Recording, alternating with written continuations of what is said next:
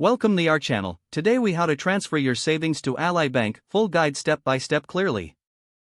To transfer your savings to Ally Bank, start by visiting the Ally Bank website. If you don't have an account, click on Open Account.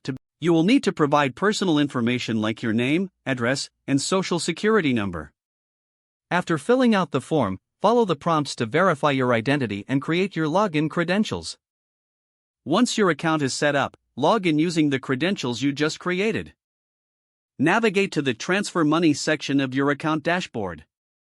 Choose External Accounts to link the bank account you want to transfer funds from.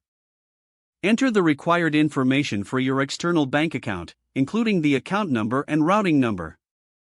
After entering the information, Ally Bank will initiate a verification process.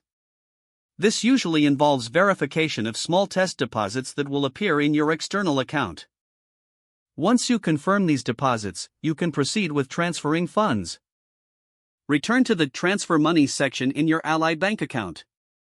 Select the external account you wish to transfer funds from and enter the amount you'd like to transfer. Choose the frequency of the transfer, whether one-time or recurring. Review all the details to ensure accuracy before submitting your transfer request. Once submitted, you will receive a confirmation that your transfer is being processed. Funds typically take a few business days to be available in your Ally Bank account.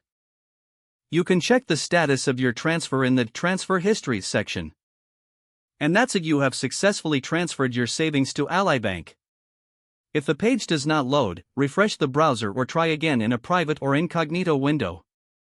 Make sure you are using the correct email address, then retype it carefully to avoid small typos. If your password is not accepted, use the reset option and create a new strong password you can remember.